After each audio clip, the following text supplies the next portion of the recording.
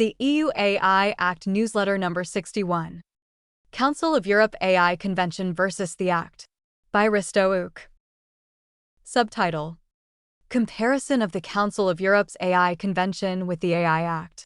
The AI Office receives nearly 1,000 expressions of interest to participate in the Code of Practice. Heading: Legislative Process. Strong interest for the first general-purpose AI Code of Practice. The AI Office has received nearly 1,000 expressions of interest from organizations and individuals worldwide to participate in drafting the first general-purpose AI Code of Practice. The drafting process will commence with an online kickoff plenary on September 30th. The AI Office is currently verifying applicant eligibility based on submitted and public information, with participation confirmations to follow in due time. The code will detail AI Act rules for the providers of general-purpose AI models, including those with systemic risks. A multi-stakeholder consultation, with submissions due by September 18th, will inform the drafting process. Controversy over the hiring of a lead scientific advisor for AI. Euractiv's tech editor Eliza Gritzi reported that the European Commission's search for an internal lead scientific advisor for AI has sparked controversy. This role, under the Directorate General for Communications Networks, Content and Technology, NECT, is separate from the AI Office, but will assist in monitoring technological developments, particularly regarding powerful general-purpose AI models. The position, announced in May, involves interfacing with a scientific panel and advising on innovation policy. Recently, the internal hiring process has faced criticism from Kai Zenner and Svenja Hahn from the European Parliament, who argue it contradicts the spirit of previous agreements and the intended structure of the AI Office. A Commission official clarified that the role is open to all EU institution officials, including agencies like ENISA, and may later be open to external candidates if unfilled internally. The official emphasized that no political agreement existed on the hiring process for this position, which was created after AI Act negotiations concluded. The first official AI Board meeting. The European Commission hosted the first official meeting of the AI Board following the AI Act's entry into force on August 1st. The board, comprising high-level representatives from the Commission and EU member states, discussed how to enhance AI development in the EU and AI Act implementation. The European Data Protection Supervisor and EA/EFTA representatives from Norway, Liechtenstein, and Iceland attended as observers, with the AI Office providing secretariat services.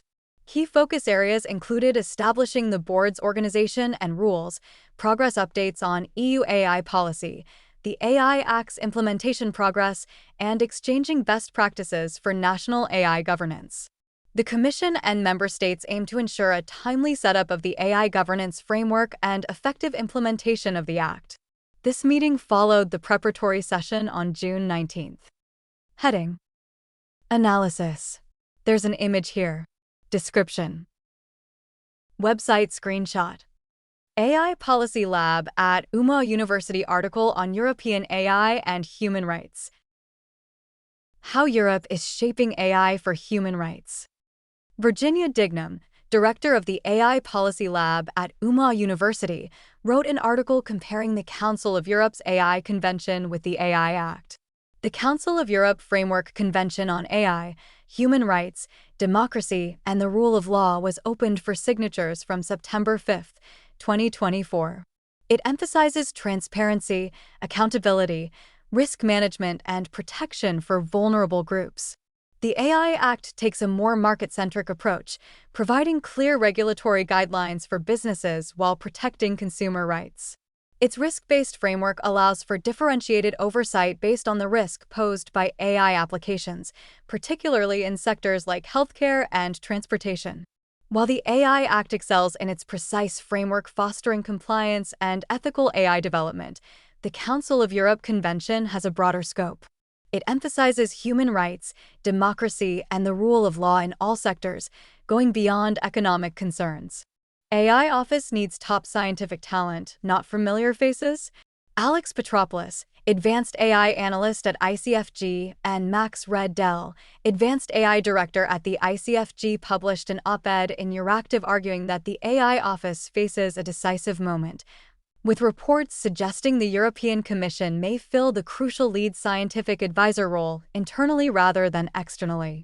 Petropoulos and Reddell claim that this decision could significantly impact the office's ability to attract top scientific and technical talent to govern AI in Europe effectively. They reckon that finding a suitable internal candidate with the necessary expertise in AI science is highly unlikely, and qualified individuals could earn significantly more in the private sector.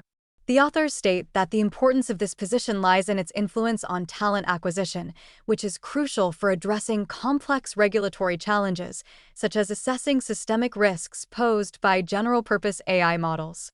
The UK and US have prioritized hiring and have successfully recruited former DeepMind and OpenAI researchers for similar roles.